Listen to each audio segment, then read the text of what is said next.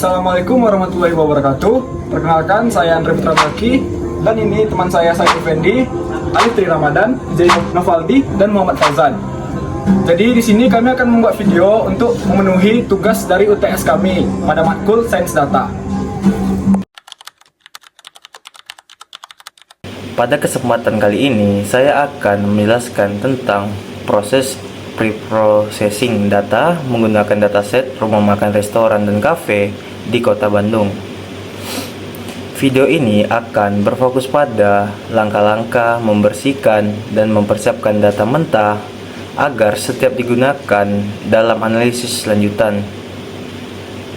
Sebelum masuk ke praktik langsung, mari kita pahami terlebih dahulu apa itu pre-processing. Pre-processing adalah tahap awal dalam proses analisis data, di mana kita membersihkan, merapikan, dan memformat data mentah. Mengapa penting? Karena data yang kotor, tidak lengkap, atau tidak konsisten bisa menghasilkan analisa yang salah atau menyesatkan. Dengan pre-processing, kita memastikan bahwa data siap dianalisis dengan akurat dan juga efisien. Baiklah, yang pertama ada menampilkan data mentah. Langkah pertama adalah menampilkan data mentah yang kita ambil dari file Excel. Dataset ini berasal dari sumber terbuka pemerintahan Kota Bandung. Data ini berisi informasi tentang nama tempat makan, alamat, kecamatan, serta dua kolom yang paling penting untuk analisis, yaitu pelayanan dan juga makanan. Dengan menggunakan fungsi head pada Python, kita bisa melihat 5 baris pertama dari dataset ini. Ini berguna untuk memahami struktur data secara cepat. Dari sini, kita melihat bahwa sebagian besar kolom berisi teks, kecuali dua kolom numerik yaitu pelayanan dan makanan yang berisi skor penilaian. Baiklah, kita lanjut yang kedua, yaitu memeriksa struktur dan tipe data. Setelah melihat tampilan data awal, kita perlu memahami struktur keseluruhan dataset. Kita lakukan ini dengan menggunakan fungsi shape dan info. Fungsi shape akan memberitahu kita jumlah baris dan kolom, sedangkan info menampilkan tipe data dari tiap kolom. Mengetahui tipe data itu penting. Misalnya, jika kolom pelayanan terbaca sebagai string atau teks, maka proses pengolahan matematis tidak akan bisa dilakukan. Dalam dataset ini, setiap tipe data sudah sesuai, yaitu objek untuk teks dan float untuk nilai numerik. Ini menandakan bahwa struktur data sudah cukup bersih. Lanjut, yang ketiga, mengenai missing value.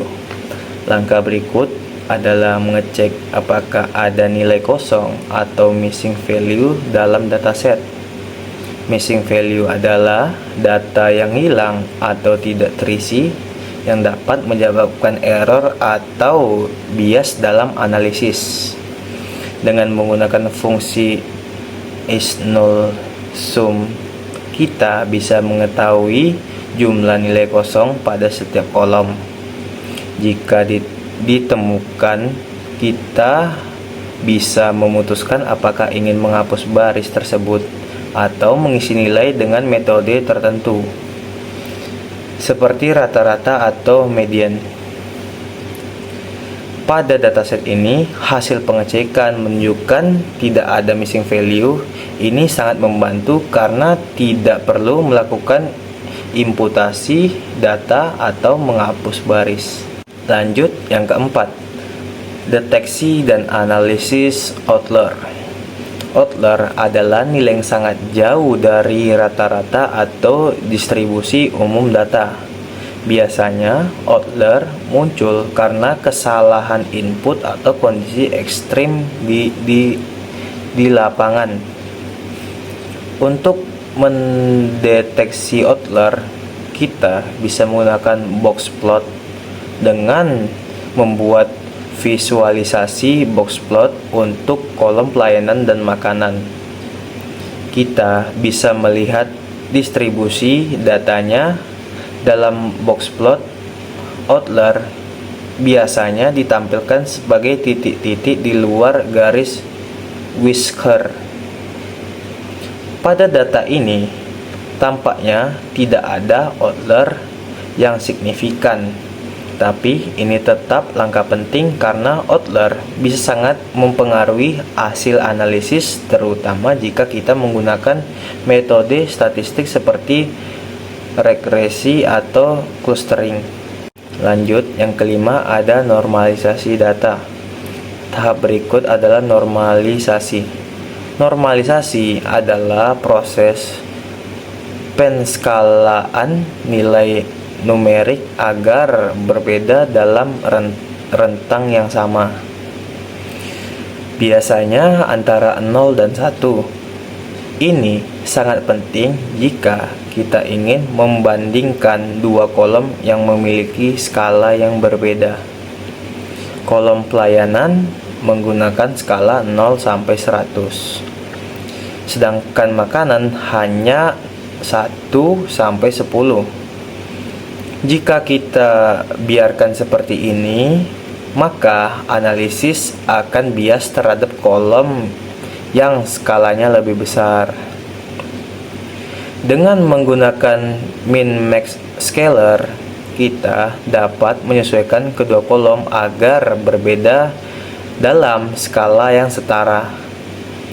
Setelah normalisasi, kita buat kembali box plotnya untuk memastikan skala sudah seragam.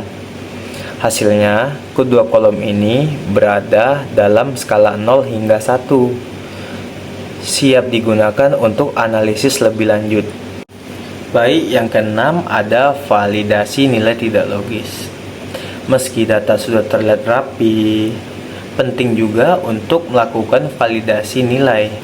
Misalnya, kita cek apakah nilai negatif untuk rating pelayanan atau nilai makanan lebih dari 10. Dengan filter sederhana, kita bisa mendeteksi nilai yang tidak wajar. Pada dataset ini tidak ditemukan nilai yang tidak logis, yang artinya data sudah cukup bersih. Namun, pengecekan ini tetap wajib ya, terutama jika dataset berasal dari input manual atau cloud searching. Lanjut, yang ketujuh ada analisis korelasi fitur.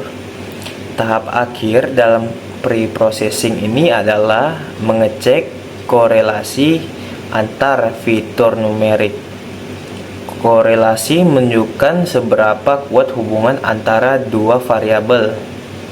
Nilai korelasi berkisar dari 1 hingga 1. Semakin dekat ke 1 atau minus 1, semakin kuat juga hubungannya. Kita menggunakan fungsi titik core, buka kurung tutup kurung, lalu divisualisasikan dengan heat map. Dari hasil korelasi antar pelayan dan juga makanan, terlihat bahwa hubungan antara keduanya sangat lemah, mendekati 0. Ini artinya dua fitur ini tidak saling mempengaruhi secara signifikan. Informasi ini penting jika kita ingin menggunakan kedua kolom atau model prediksi atau clustering karena tidak ada redundansi data yang tinggi. Baiklah, sekian penjelasan dari saya mengenai pre-processing ini. Sebagai kesimpulan, kita telah melalui proses pre-processing yang cukup lengkap. Kita mulai dari menampilkan data mentah, memahami struktur dataset, mengecek missing value dan outlier, melakukan normalisasi, validasi nilai, hingga melihat korelasi fitur. Semua tahapan ini bertujuan untuk memastikan bahwa data benar-benar siap digunakan dalam analisis lanjutan. Tanpa pre-processing, analisis apapun yang kita lakukan bisa menghasilkan kesimpulan yang salah. Terima kasih telah menyimak video ini, semoga bermanfaat. Sampai jumpa. Assalamualaikum warahmatullahi wabarakatuh.